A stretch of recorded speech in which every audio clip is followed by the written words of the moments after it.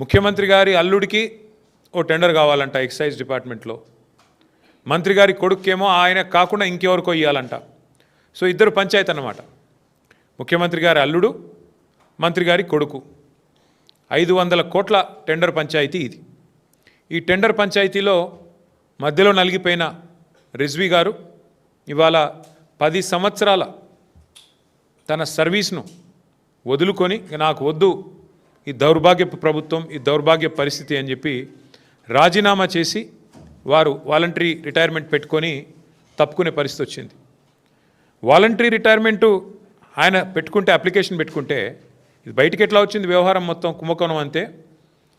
మంత్రి గారు జూపల్లి కృష్ణారావు ఎక్సైజ్ మంత్రి, ఆయన ఇంకో ఈ ఉత్తరం రాసిండు. ఏమని?